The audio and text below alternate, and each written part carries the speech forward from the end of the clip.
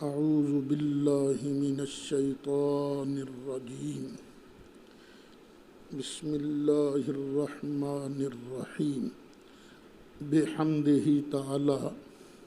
آج سبق نمبر 68 شروع ہو رہا ہے۔ 5واں پارہ سورۃ نساء کی آیت نمبر 101 سے گفتگو کا آغاز ہو رہا ہے۔ مدینہ طیبہ پہنچنے کے بعد لڑائیوں کا، جہاد کا سلسلہ شروع ہوا، اور دوران جہاد سفر کرنا پڑتا تھا۔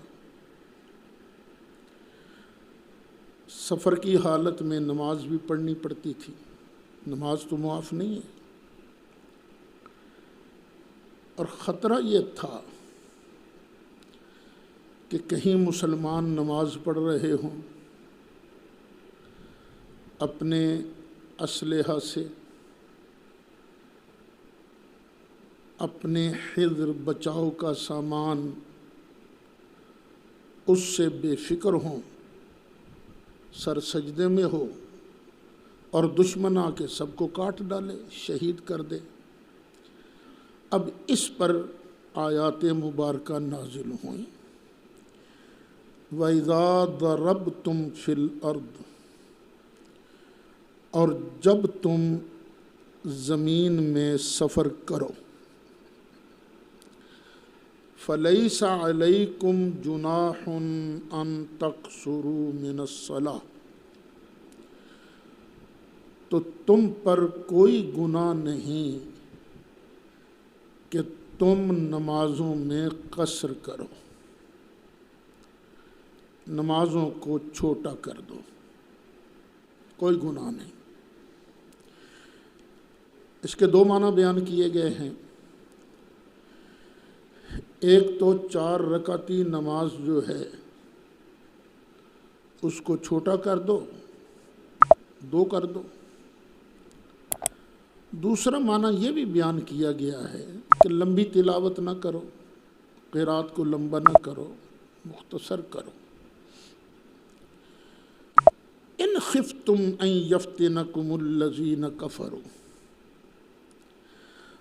اگر تمہیں اس بات کا ڈر ہو کہ کافر تمہیں تکلیف پہنچائیں گے، پہلے یہ حکم نازل ہوا کہ اگر تمہیں ڈر ہو کہ نماز کے دوران کافر تمہیں دکھ دے سکتے ہیں، تکلیف دے سکتے ہیں، تو پھر تم نمازوں میں قصر کر سکتے ہو۔ لیکن جب امن قائم ہو گیا تو کسی نے حضرت عمر فاروق سے پوچھا، وہ تو خوف کا ہی حکم تھا، ڈر کے وقت نمازوں میں قصر کرو، تو اب ہم قصر کیوں کریں؟ حضرت عمر فاروق نے فرمایا، یہی بات میں نے نبی کریم علیہ السلام سے پوچھی تھی۔ تو نبی کریم علیہ السلام نے ارشاد فرمایا تھا کہ یہ اللہ تعالیٰ نے تم پر مہربانی کی ہے، تمہیں تحفہ دیا ہے، تو اللہ کے تحفے کو قبول کرو۔ ان الکافرین کانوا لکم عدوا مبینا، بے شک کافر تمہارے کھلے دشمن ہیں۔ یہ نماز قصر کی، اب یہ نماز قصر کرنی ہے، سفر پر جانا ہے، 3 دن 3 رات کا سفر ہو تو بندہ اپنے شہر سے باہر نکلتے ہی وہ سفر کی نماز پڑھے گا۔ فَإِذَا كُنْتَ فِيهِمْ، اب دشمن ہے آمنے سامنے، دشمن سامنے ہے، نماز کا وقت آ گیا، اور نبی کریم علیہ السلام خود بھی اس لشکر میں موجود ہیں۔ اچھا، یہیں پر یہ بات طے کر لیتے ہیں، یہ حکم صرف نبی کریم علیہ السلام کی حیات مبارکہ تک نہیں تھا۔ آج بھی جہاد کے دوران نماز کا وقت آ جائے، کمانڈر موجود ہو تو پھر کیا کرنا ہے؟ اللہ فرماتا ہے محبوب اگر تو ان میں موجود ہو فَأَقَمْتَ لَهُمُ الصَّلَاةَ، تو ان کے لیے نماز کو قائم کرے، نماز کے لیے کھڑا کرے۔ تو پھر تم یوں کرنا کہ اپنی فوج کے 2 گروپ بنا دینا، فَلْتَقُمْ طَائِفَةٌ مِّنْهُمْ مَعَكَ، تو ان میں سے جو ایک گروہ ہے وہ تمہارے ساتھ نماز میں آن کے کھڑا ہو جائے، تمہارے ساتھ نماز پڑھے۔ ایک گروپ فوج کے سامنے رہے، دشمن کی فوج کے سامنے، اور ایک گروپ محبوب تیرے ساتھ آ جائے، تیرے ساتھ نماز پڑھے۔ اور پھر ہے اگرچہ اللہ کی نماز، لیکن تم لڑ بھی تو اللہ کے دشمن سے رہے ہو نا۔ وَلْيَأْخُذُوا أَسْلِحَتَهُمْ، تو جو نماز پڑھنے کے لیے آیا ہے نا گروپ، ان کو چاہیے کہ اپنا اسلحہ بھی، ویپن بھی ساتھ رکھیں۔ کوئی پتہ نہیں دشمن کا کہ دشمن یہ کب اٹیک کرتا ہے، تو یہ نہ ہو کہ تم اسلحہ پکڑتے رہ جاؤ اور وہ کارروائی کر ڈالیں۔ اپنا اسلحہ وہ ساتھ لے۔ فَإِذَا سَجَدُوا، پھر جب پہلی رکعت کے سجدے ہو جائیں، فَلْيَكُونُوا مِنْ وَرَائِكُمْ، تو محبوب وہ ٹولہ جس نے تمہارے ساتھ نماز پڑھی ہے وہ پیچھے ہٹ جائے، وہ پیچھے ہٹ جائے۔ وَلْتَأْتِ طَائِفَةٌ أُخْرَى لَمْ يُصَلُّوا، اور وہ گروپ آ جائے جنہوں نے ابھی تک نماز نہیں پڑھی۔ اب امام کی ہوگی دوسری رکعت، اور یہ جو آئے ہیں ان کی ہوگی پہلی رکعت۔ فَلْيُصَلُّوا مَعَكَ، تو یہ جو آنے والے ہیں یہ آپ کے ساتھ نماز ادا کریں۔ وَلْيَأْخُذُوا حِذْرَهُمْ، اور یہ بھی چاہیے کہ دوسرا گروپ آنے والا وہ بھی اپنے بچاؤ کا سامان اپنے ساتھ رکھے۔ وَأَسْلِحَتَهُمْ، اور اسلحہ بھی ساتھ رکھے۔ اسلحہ ہوتا ہے جو وار کرنے کے لیے ہو، اور حذر ہوتا ہے جو بچاؤ کے لیے ہو۔ جس طرح بلٹ پروف جیکٹ جو ہے یہ حملہ کرنے کے لیے نہیں ہے، یہ اپنے بچاؤ کے لیے ہے۔ وَدَّ الَّذِينَ كَفَرُوا، اچھا اب یہاں میں بات کو پورا کر دوں۔ یہ جو دوسرے لوگ ہیں، دوسرا گروپ ہے، یہ آن کے ساتھ نماز کی رکعت پڑھے گا، ان کی رکعت ہوگی پہلی اور سرکار کی دوسری۔ سرکار جب سلام پھیر دیں گے تو یہ اٹھ کر اپنی رہ گئی رکعت کو پورا کریں گے۔ جب ان کی نماز مکمل ہو جائے گی تو یہ پیچھے ہٹ جائیں گے، اور وہ جو دوسرا گروپ ہے جس نے پہلی رکعت پڑھی تھی وہ آئے گا اور آن کر اپنی نماز کو پورا کر لے گا۔ اللہ فرماتا ہے وَدَّ الَّذِينَ كَفَرُوا، کافر یہ چاہتے ہیں لَوْ تَغْفُلُونَ عَنْ أَسْلِحَتِكُمْ، کہ وہ کہیں تمہیں تمہارے اسلحہ سے غافل کر دیں، تو اسی نمازاں پڑھتے رہ جاؤ اور رگڑا کر دیں۔ کافر یہی چاہتے ہیں۔ وَأَمْتِعَتِكُمْ، اور تم اپنے سامانوں سے غافل ہو جاؤ۔ فَيَمِيلُونَ عَلَيْكُمْ مَيْلَةً وَاحِدَةً، تو وہ یک بار تم پر حملہ آور ہو جائیں۔ کافر یہ چاہتے ہیں۔ ایک مسئلہ یہ ختم ہو گیا۔ اب دوسرا مسئلہ، وَلَا جُنَاحَ عَلَيْكُمْ إِنْ كَانَ بِكُمْ أَذًى مِّن مَطَرٍ أَوْ كُنْتُم مَّرْضَىٰ أَن تَضَعُوا أَسْلِحَتَكُمْ۔ اچھا، یہ جو حکم ہے نا، ہم یہ ویسے دے رہے ہیں کہ اپنا اسلحہ ساتھ رکھنا ہے، لیکن بعض اوقات بندہ مجبور ہوتا ہے، بارش ہو رہی ہے تو بارش کے دوران اپنا اسلحہ ساتھ رکھنا نماز کے دوران یہ ذرا مشکل ہے، یا بندہ بیمار ہے، تکلیف میں ہے، اب یا نماز پڑھ سکتا ہے یا اسلحہ ساتھ رکھ سکتا ہے، تو وہ کیا کرے؟ تو اللہ فرماتا ہے وَلَا جُنَاحَ عَلَيْكُمْ، تم پر کوئی گناہ نہیں، إِنْ كَانَ بِكُمْ أَذًى مِّن مَطَرٍ، اگر تمہیں بارش کی وجہ سے تکلیف ہو، أَوْ كُنْتُم مَّرْضَىٰ، یا تم بیمار ہو، أَن تَضَعُوا أَسْلِحَتَكُمْ، تو تم اپنا اسلحہ رکھ دو۔ اسلحہ رکھنا ہے، لیکن وَخُذُوا حِذْرَكُمْ، وہ جو تمہاری بچاؤ کی چیز ہے نا، پناہ، بلٹ پروف جیکٹ وغیرہ، وہ ساتھ رکھنی ہیں۔ ان اللہ اعد للکافرین عذابا مہینا، بے شک اللہ تعالیٰ نے کافروں کے لیے ذلیل کر دینے والا عذاب تیار کر رکھا ہے۔ اسی سے آپ اندازہ لگائیں کہ اللہ کی بارگاہ میں نماز کی ویلیو کتنی ہے۔ ادھر جان پر بن آئی ہے، دشمن سامنے ہے، حملہ کر کے جان لینا چاہتا ہے، لیکن فرمایا نہیں بھئی، جس طرح ہو سکتا ہے نماز ادا کرو۔ فَإِذَا قَضَيْتُمُ الصَّلَاةَ، پھر جب تم نماز ادا کر چکو، فَاذْكُرُوا اللَّهَ، تو پھر اللہ کا ذکر کیا کرو۔ نماز ختم ہو گئی تو اللہ کو یاد کرو۔ اللہ کی یاد کا مطلب یہی نہیں کہ اللہ اللہ اللہ یا اللہ یا اللہ یہ کہو، یہ ضروری نہیں۔ مطلب ہے کہ تمہارے دل میں اللہ ہونا چاہیے۔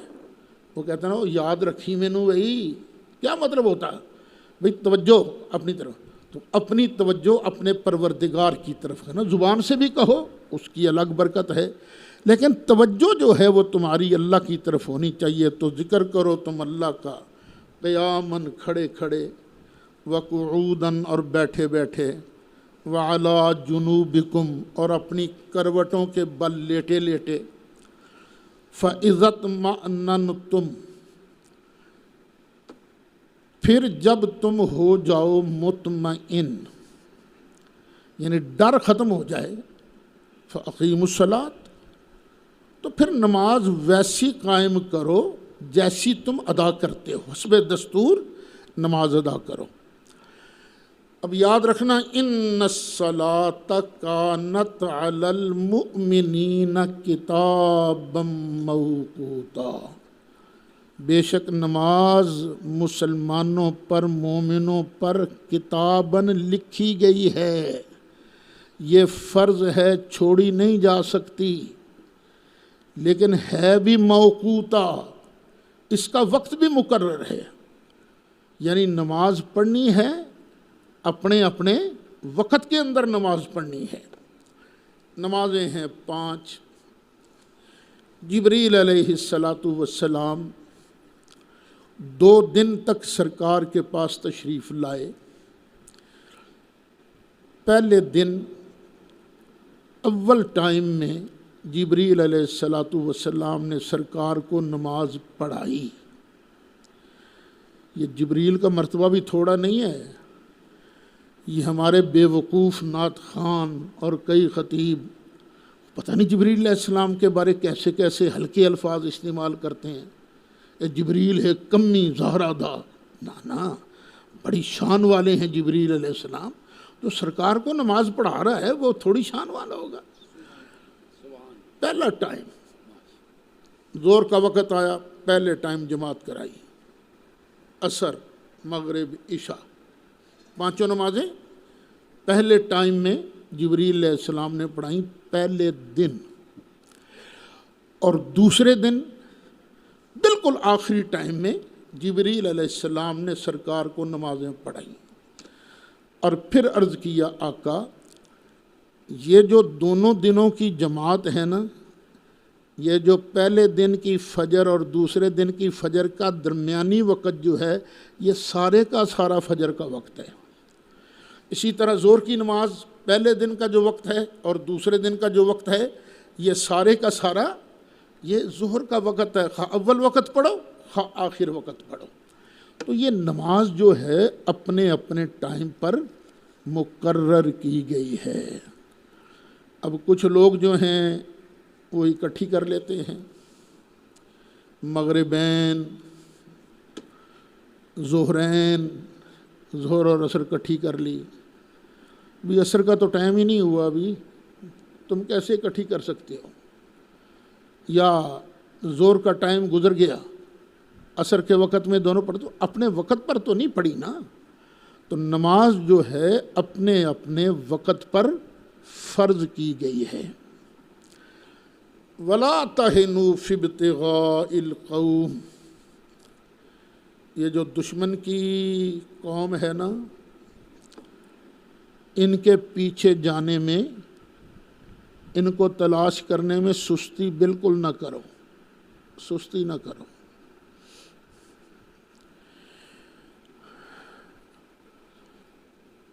احد کے میدان میں یہ کافر جب مسلمانوں سے غلطی ہو گئی درے والوں سے، تو پہلے وہ بھاگتے ہوئے پلٹ آئے، انہوں نے مسلمانوں کو سینڈوچ بنا لیا۔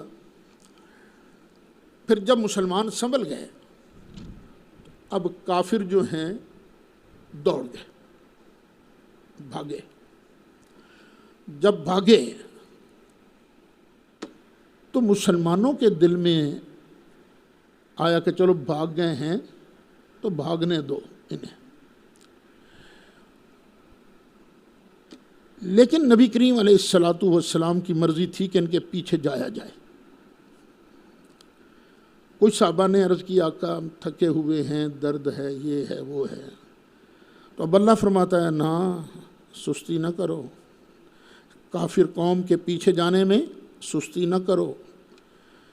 ان کنتم تعلمون، اگر تمہیں تکلیف پہنچی ہے، الم درد پہنچا ہے، فإنہم یعلمون کما تعلمون، تو ان کو بھی تو درد ویسے ہی پہنچا ہے نا جیسے تمہیں پہنچا ہے، وہ کوئی آرام سے تھوڑی۔ اور اللہ کی شان روب تھا مسلمانوں کا کہ جیتی ہوئی وہ بازی چھوڑ کے چلے گئے۔ فرمایا دیکھو تم بھی لڑتے ہو، وہ بھی لڑتے ہیں، تمہارے اور ان کے درمیان ایک فرق ہے، وَتَرْجُونَ مِنَ اللَّهِ، اور تم اللہ سے امید رکھتے ہو، ما اس چیز کی، لا یرجون، جو یہ کافر امید نہیں رکھتے۔ تم جہاد کرتے ہو تو تمہیں امید کیا ہوتی ہے؟ اللہ ہمیں اپنی رحمتوں سے نوازے گا، اور وہ ان کو تو یہ اللہ سے امید نہیں ہے، تو تم اس لیے سستی نہ کرو۔ وَقَانَ اللَّهُ عَلِيمًا حَكِيمًا، اور بے شک اللہ تعالیٰ علم والا ہے، حکمت والا ہے۔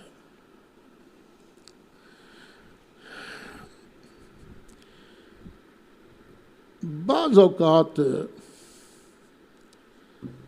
مکھی پر مکھی مارنی پڑتی ہے، تو جب مکھی پر مکھی مارنی پڑتی ہے سوالات بھی پیدا ہوتے ہیں۔ یہ جو روایات ہیں، خاص سندن صحیح بھی روایت ہو، پھر بھی ہم اس روایت کو پرکھیں گے قرآن کے ذریعے۔ جو قرآن کے مطابق نہیں ہوگی، خواہ اس کی سند صحیح کیوں نہ ہو، ہم اس روایت کو، اس حدیث کو قطعاً قبول نہیں کریں گے۔ کچھ اور لوگ ہیں جن کا نظریہ یہ ہے کہ بس سند صحیح ہو تو اس کا درجہ قرآن جتنا ہوتا ہے، بالکل غلط ہے۔ خود نبی کریم علیہ السلام کا ارشاد ہے، تمہارے سامنے حدیثیں بہت بیان کی جائیں گی، ہر حدیث کو قبول نہ کرنا، پہلے اس حدیث کو قرآن پر پیش کرنا، اگر قرآن کے مطابق ہو تو قبول کر لینا، اگر قرآن کے مطابق نہ ہو تو اس کو رد کر دینا، اس کو چھوڑ دینا۔ یہ اصول اچھی طرح ذہن میں بٹھا لو۔ یہاں ایک روایت بیان کی جاتی ہے جس کا خلاصہ یہ ہے کہ کچھ لوگوں نے چوری کی، الزام لگا دیا ایک یہودی پر،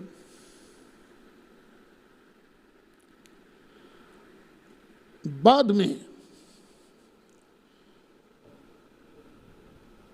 یہودی سچا تھا، چور نہیں تھا، لیکن کچھ لوگوں نے اپنے اس چور کو بچانے کے لیے بے گناہ پر اس طرح الزام دھرا کہ خود نبی کریم علیہ السلام یہودی کو جھوٹا سمجھنے لگ گئے اور ان خائنین کو، ان ٹھگوں کو صحیح سمجھنے لگے، منافقین کو۔ اب یہ کہانی ہے، میں نے خلاصہ اس کا بیان کیا ہے۔ اب یہ کہانی اگر مان لی جائے تو نتیجہ کیا نکلے گا؟ اور نبی تو وہ تھے جو میٹھی میٹھی باتیں سن کر نہ چکر میں آ جاتے تھے، اتنے سیانے نہیں تھے، اتنی عقل نہیں تھی کہ جھوٹے اور سچے کو پہچان سکتے۔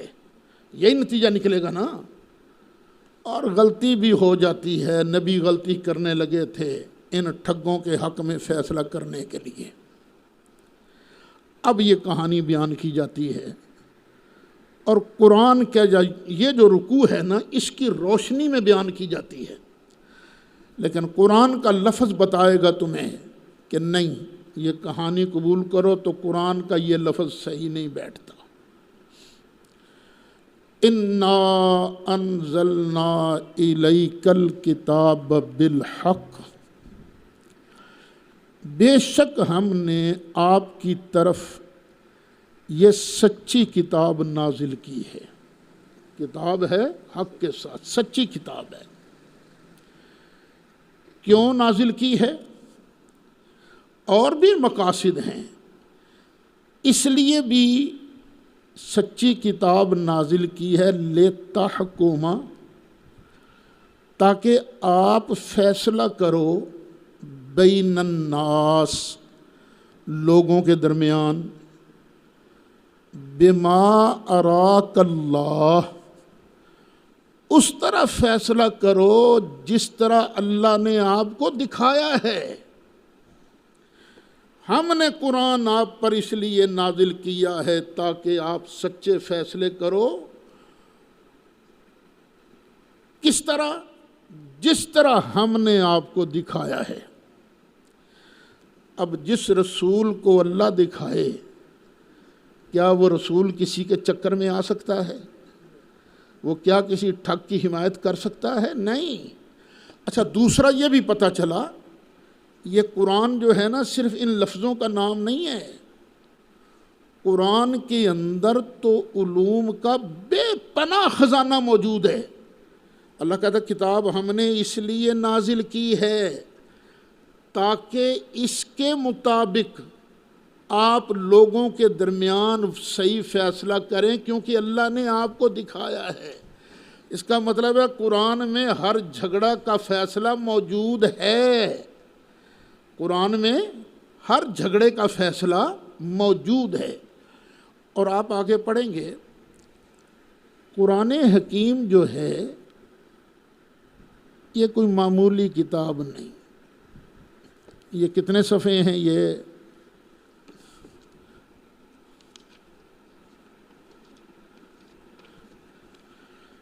جو میرے پاس ہے اور آپ کے پاس ہے، یہ قرآن کریم کے 726 صفحے ہیں. ان 726 میں سے ہے کیا؟ اس قرآن میں کیا ہے؟ وَنَزَّلْنَا عَلَيْكَ الْكِتَابَ، محبوب ہم نے آپ پر وہ کتاب نازل فرمائی ہے، تِبْيَانًا لِكُلِّ شَيْءٍ، جو ہر چیز کا روشن اور واضح بیان ہے. اس قرآن کے اندر ہر چیز کا بیان موجود ہے. میں دعوے سے کہتا ہوں، آج ہم سبق پڑھا رہے ہیں، پڑھ رہے ہیں، آپ سن رہے ہو، اور یہ بھی اسی قرآن کے اندر موجود ہے. تِبْيَانًا لِكُلِّ شَيْءٍ، ہر چیز کا واضح بیان اس کے اندر موجود ہے. کوئی چیز ایسی نہیں جو اس کتاب کے اندر اللہ نے ذکر نہ کی ہو. دوسری جگہ مالک نے فرمایا ما فرطنا فی الکتاب من شیء، کوئی چیز ایسی نہیں جس کا ذکر ہم نے اس کتاب میں کیا نہ ہو. یہ دونوں چیزیں سامنے رکھ کے اب پھر کرو ترجمہ. بے شک ہم نے آپ کی طرف کتاب سچی اتاری تاکہ آپ لوگوں کے درمیان فیصلہ کریں. کس طرح؟ بما اراک اللہ، جس طرح کہ اللہ نے آپ کو دکھایا ہے. اس قرآن کے اندر جو کچھ دکھایا ہے اس کے مطابق آپ فیصلہ کریں. تو وہ ساری کہانی جو ہے نا، خاص سند اس کی کیسی بھی کیوں نہ ہو، چونکہ قرآن کے ان الفاظ کے مطابق نہیں ہے اس لیے اس کو تسلیم نہیں کیا جائے گا. ایک طرف ہو نبی پاک کی عظمت، ایک طرف ہو روایت کی صحیح سند. کچھ لوگ صحیح سند کو دیکھیں گے، لیکن ہم وہ ہیں جو قرآن کی عظمت کو دیکھیں گے، مصطفیٰ کی عظمت کو دیکھیں گے. بس اللہ نے اپنے محبوب کو معصوم بنایا ہے. سرکار کی عقل تھوڑی نہیں تھی. ساری دنیا جہان کے انسانوں کی عقل ایک طرف، میرے آقا لجپال علیہ السلام کی عقل مبارک ایک طرف. آج کئی لوگ ہیں جن کو فٹ پتہ چل جاتا ہے یہ بولنے والا سچ بول رہا ہے کہ مکھن لگا رہا ہے. پتہ چل جاتا ہے نا. یہ آج کل کے لوگوں کی حالت ہے، ان کے دماغ کی حالت ہے. تو نبی کریم علیہ السلام تو اللہ کا شاہکار ہیں، تو نبی کریم علیہ السلام کس طرح غلط فیصلے کی طرف جا سکتے تھے؟ بڑی شان والے، بڑی شان والے. وَلَا تَكُن لِّلْخَائِنِينَ خَصِيمًا. اچھا، اب بظاہر بعض اوقات الفاظ میں خطاب ہوتا ہے سرکار کو، لیکن مراد ہوتی ہے امت. اوے سننے والے، کبھی خیانت کاروں کی طرف سے جھگڑا نہ کرنا، کبھی جھگڑا نہ کرنا. یہ ہم کو حکم ہے. وَاسْتَغْفِرِ اللَّهِ، اور اگر کبھی تم سے کوئی غلطی ہو جائے اللہ سے ضرور معافی مانگتے رہو، معافی مانگتے رہو. ان اللہ کان غفور الرحیما، بے شک اللہ تعالیٰ بخشنے والا ہے، مہربان. یہ بات یاد رکھنی ہے. کئی جگہ خطاب بظاہر سرکار کو ہوگی عتاب کی بات، لیکن مراد کون ہوں گے؟ امتی مراد ہوں گے. اللہ کہتا ہے جو خیانت کرنے والے ہیں ان کی طرف سے جھگڑا نہیں کرنا. سرکار ہے، حکم تو سرکار کو بھی ہے نا.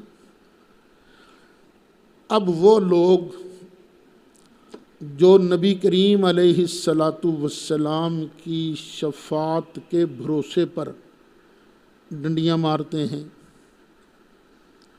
خیانت کرتے ہیں، لوگوں کا مال ہڑپ کرتے ہیں، تو قیامت کے دن اگر سرکار نے کہہ دیا تم تو خائن ہو، تم تو لوگوں کا مال کھاتے رہے ہو، اللہ نے تو مجھے روک دیا ہے کہ سفارش نہ کرنا، تو پھر اس وقت کیا جواب ہوگا؟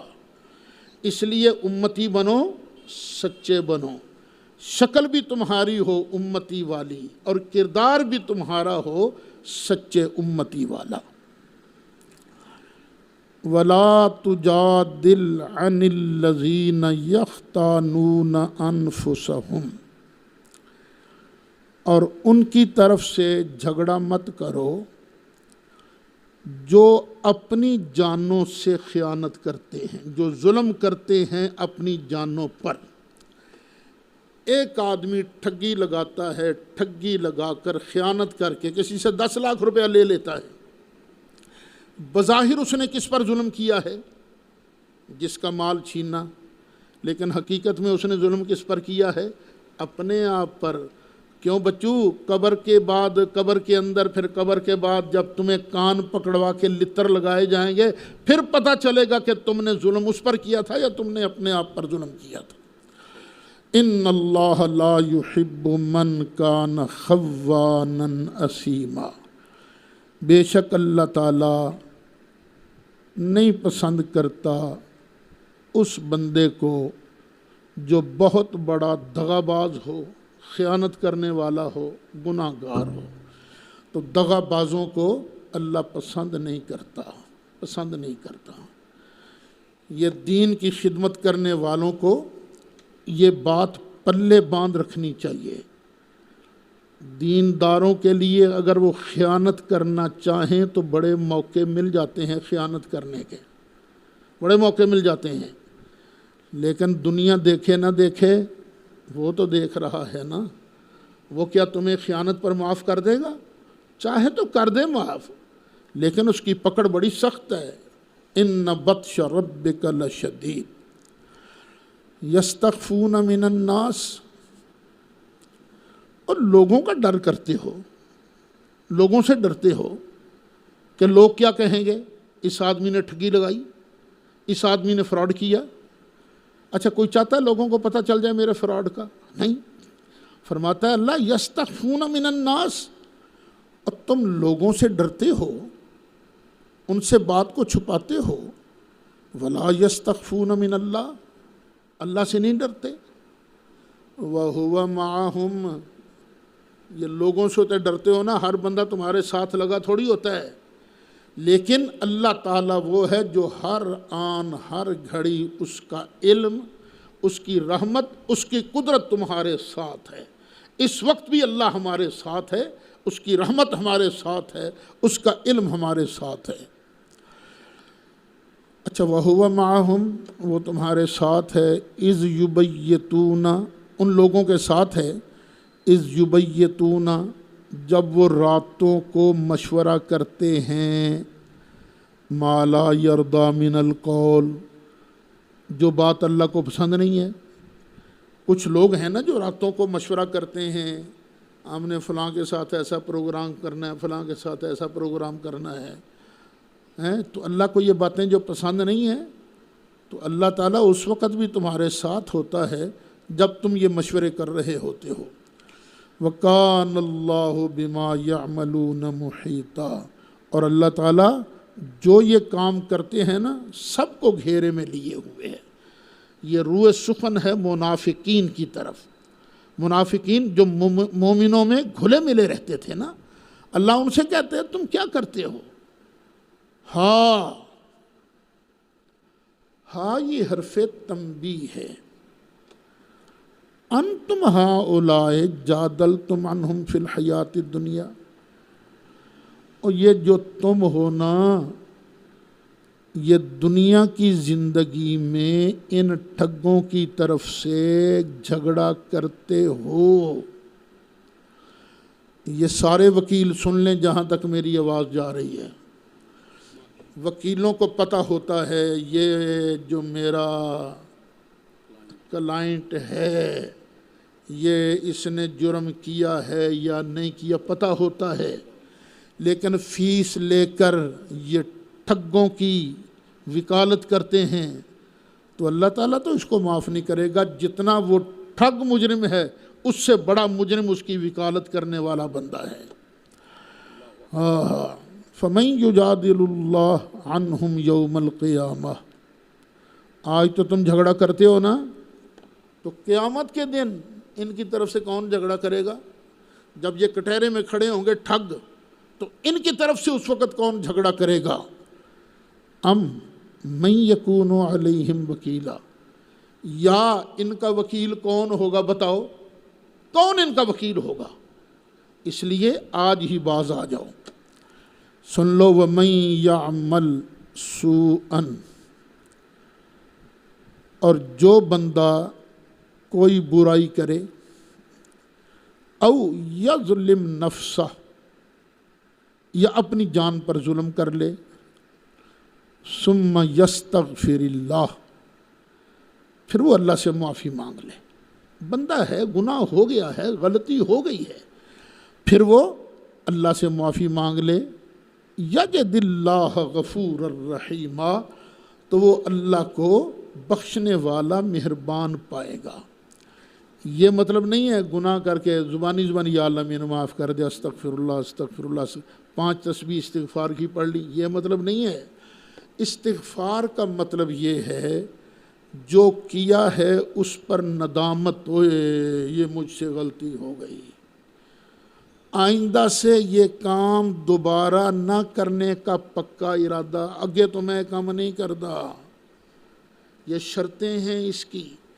اور جس کا مال مارا ہے، جس سے ٹھگی کی ہے، اس کو اس کا مال واپس کرنے کا پختہ ارادہ، یہ شرائط ہیں توبہ کی۔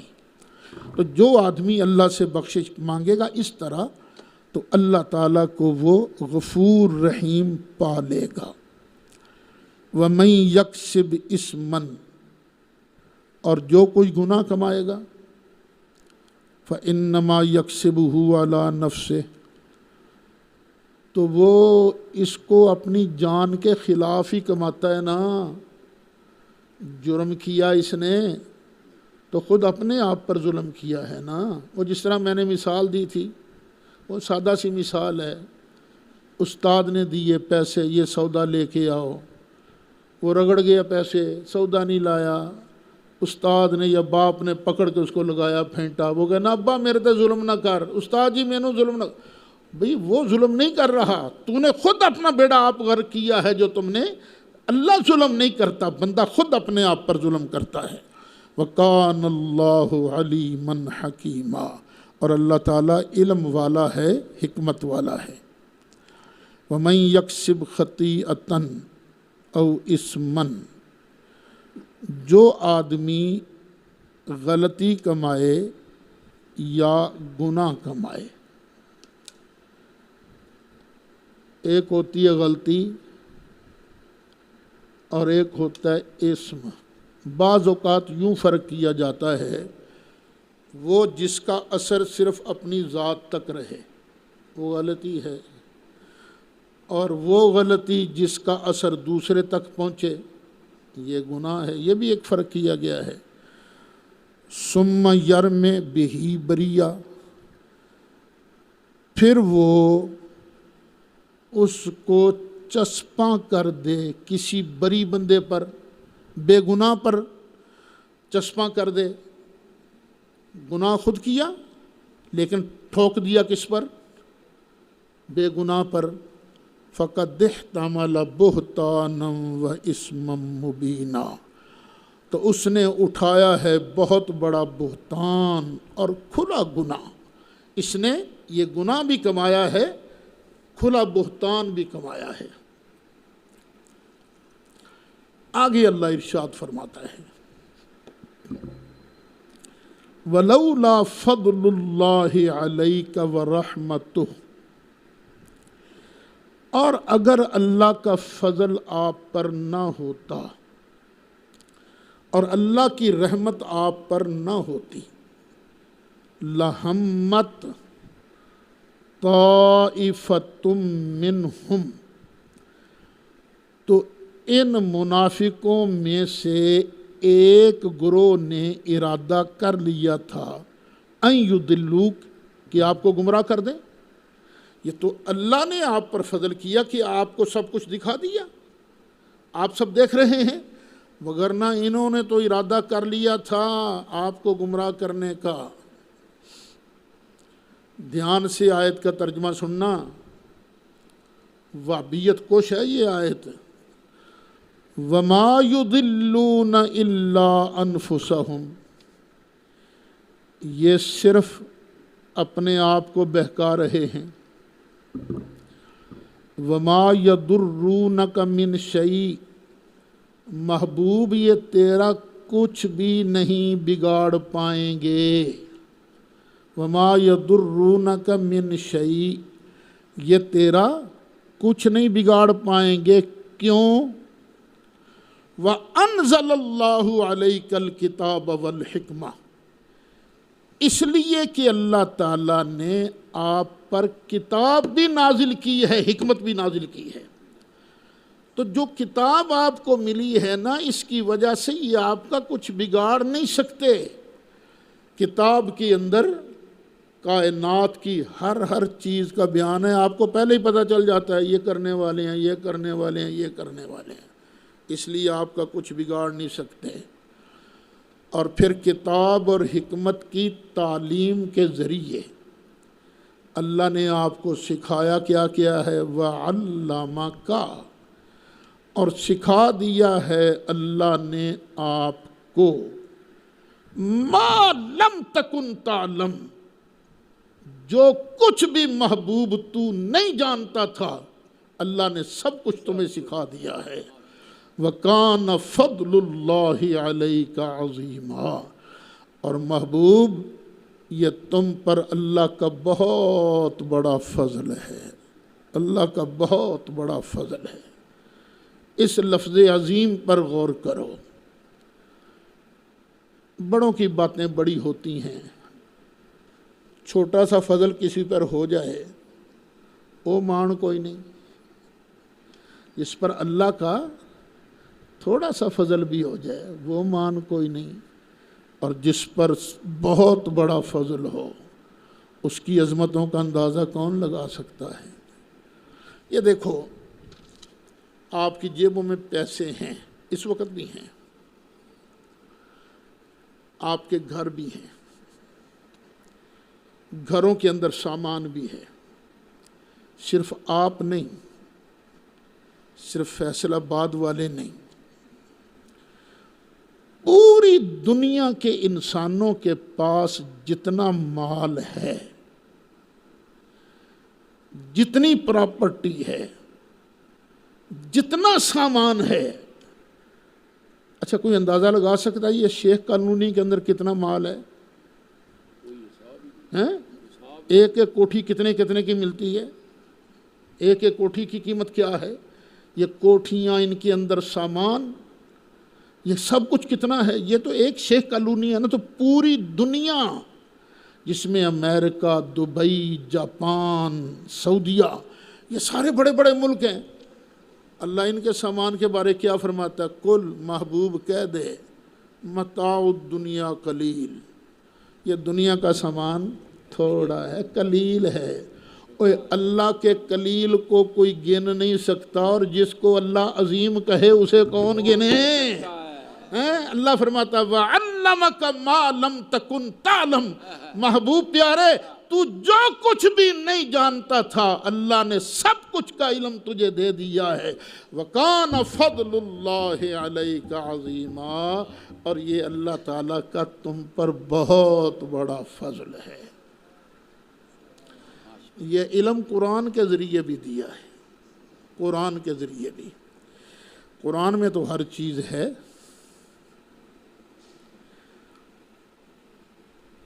یہ سوال کیا جاتا تھا عام،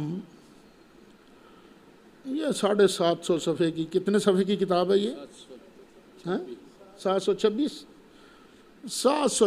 صفحے کی کتاب میں ہر چیز کا بیان آ کیسے سکتا ہے؟ یہ تو اتنی سی کتاب ہے. کیسے بیان آ سکتا ہے اس کا؟ چھوٹے سے سائز کی کتاب میں۔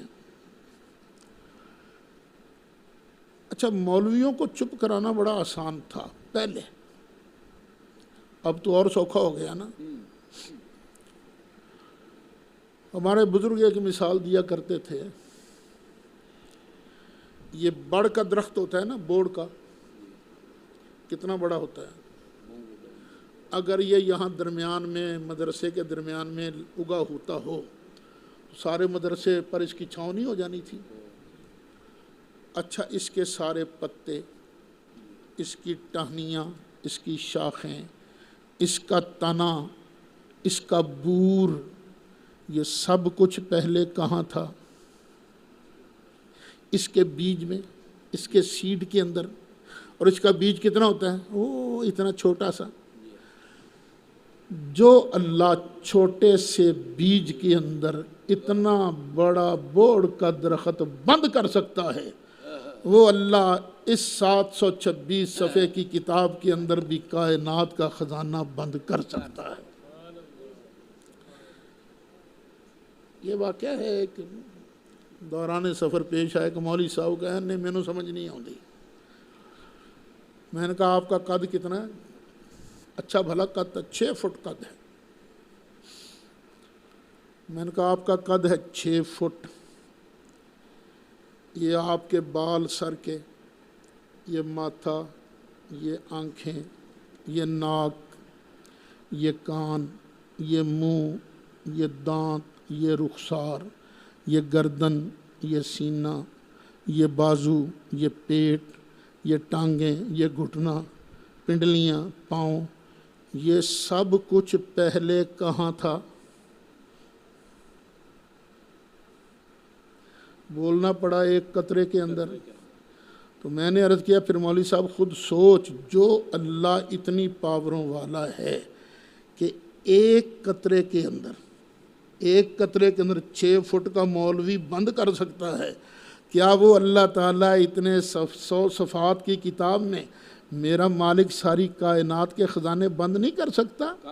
وہ تو علی کل شیء قدیر ہے، جو چاہتا ہے سو کر سکتا ہے۔ ہمارا ایک دوست ہے ندیم سیالوی، یہ شور کوٹ ہے نا وہاں کا، بہت عرصہ ہو گیا اب تو ملاقات بھی اس سے نہیں ہوئی۔ اس نے مجھے وہاں جلسے پر بلایا، بہت بڑا جلسہ تھا، پنڈال سجایا، اور وہاں اس نے جلسے کی ویڈیو بنائی۔ اس سے پہلے میں نے ویڈیو نہیں دیکھی تھی۔ جلسہ ہوا، نعرے وارے لگے، تقریر ہوئی، بڑا جوبن، بڑا جوش، تقریر کر کے ہم واپس آ گئے۔ کچھ دنوں کے بعد وہ آیا میرے پاس، میں وہیں بیٹھا ہوا تھا لائبریری میں، مجھے کہنے لگا جی میں آپ کے لیے گفٹ لایا ہوں۔ میں نے کہا بسم اللہ۔ اس نے مجھے ویڈیو کیسٹ دی، کہنے لگا جناب یہ جو آپ جلسہ کر کے آئے ہو نا، یہ سارا جلسہ اس میں بند ہے۔ میں نے کہا اچھا دکھاؤ۔ اس نے مجھے دکھائی کیسٹ، میں نے یوں کر کے دیکھا، پھر یوں کر کے دیکھا، کان کے ساتھ لگا کے ہلایا، کوئی آواز نہیں آئی الحمدللہ کہ مناظر اسلام تقریر کر رہے ہیں۔ میں نے کہا تو کہتا تھا اس کے اندر سارا جلسہ بند ہے، تو کہاں ہے؟ یہ تو فیتا ہے بس۔ کہنے لگا جی ایسے نظر نہیں آئے گا۔ اس نے کہا یہ ٹی وی منگوائیے کسی طرف سے، وی سی پی منگوائیے۔ وہ ہم نے انتظام کیا، پھر اس نے نا وی سی پی کے اندر نا کیسٹ کو یوں کر کے داخل کیا، سوئچ آن کیا تو اب ٹی وی کی سکرین پر پورا جلسہ نظر آنے لگے، وہ تقریر کرتا ہوا بھی، سنتے ہوئے بھی، سارے وہ نا وہ سارا کچھ نظارہ نظر آ گیا۔ میں نے کہا واہ مولا تو نے تو میرے سوال کا جواب دے دیا ہے۔ وہ یہ مولا کہ یہ چھوٹی سی کیسٹ ہے، جب میں نے اس کو دیکھا تو مجھے صرف رنگ نظر آیا، لیکن جب اس کو ٹی وی کی سکرین پر لگا کر دیکھا تو پورا جلسہ نظر آنے لگ گیا، لیکن جب میں نے قرآن کو پڑھا تو مجھے تو کالے کالے حرف نظر آئے اور کچھ نظر نہیں آیا۔ لیکن یا اللہ جب تیرے محبوب نے اسی قرآن کو ختم نبوت کی سکرین پر لگا کر پڑھا تھا تو ولا رطب ولا یابس الا فی کتاب مبین، تو مولا ہر تر چیز، ہر خشک چیز تو نے اسی کتاب کے اندر رکھ دی ہے۔ اور پھر پڑھو وہ آیت بما اراک اللہ، محبوب ہم نے تم پر یہ کتاب سچی اس لیے نازل کی ہے کہ جو اللہ نے اس کے ذریعے آپ کو دکھایا ہے نا اس کے مطابق آپ فیصلہ کریں۔ مولا صلی وسلم دائما ابدا علی حبیبک خیر الخلق کلہم۔